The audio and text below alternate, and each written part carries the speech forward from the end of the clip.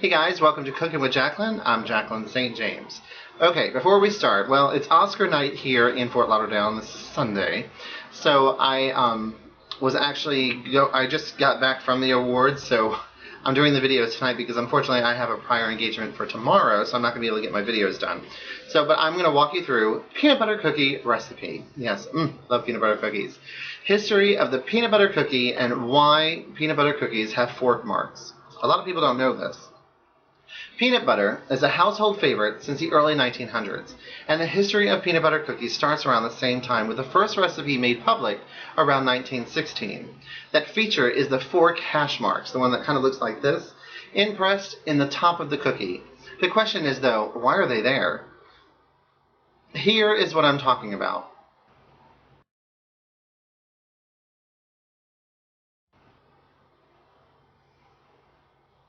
Several reasons are speculated for these delicious peanut butter cookies to have these hash marks, but the most common reason known is pure baking tradition, to help the cookies bake more evenly and as a warning sign for people with peanut butter or peanut allergies. The first time that these fork marks were widely instructed to be placed on the cookie tops was in a recipe from the 1936 Pillsbury Cookbook. There was no explanation given in the recipe as to why people made them anyway. Now, most people who bake these cookies put the hash marks on them out of pure tradition without even knowing why they're doing so. Maybe it's because it's simply more fun to make old-fashioned peanut butter cookies. I don't know.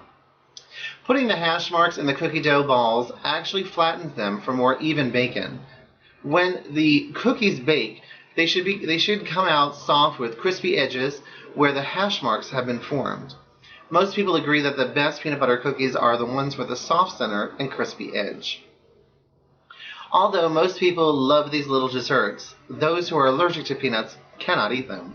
However, because their color, shape, and texture cause them to look like other cookies, they can be easily confused and accidentally eaten by someone with an allergy. Therefore, this cookie was thought to have been given fork marks to warn people who are sensitive to nuts what they are about to eat. Since the marks are such a unique cookie feature, it is a great reminder of the ingredients. Here are some important ingredients that you will need to make this simple recipe.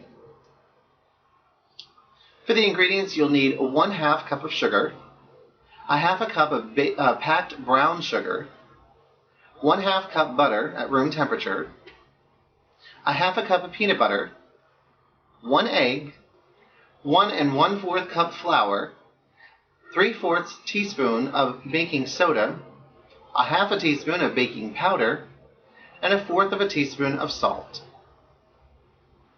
There you go, right there. Okay, what you want to do is you're going to beat the butter until creamy. It's about 2 minutes. Then you can add the sugar, beat for about 2 more minutes, mix in the peanut butter and the egg, and mix together the dry ingredients, flour, baking soda, baking powder, and the salt. Stir the dry ingredients into the sugar-butter mixture. And just as a reminder, at the end of this video is my link to my website, and you can get this whole recipe right on my website under desserts. Okay. Next, you got to wrap the dough in plastic, and you're going to refrigerate it for at least 3 hours. After that, head on over to the oven and preheat to 375 degrees. Shape the dough into 1 1/4 inch balls. I like my balls bigger. But anyway, place about 3 inches apart on an ungreased cookie sheet.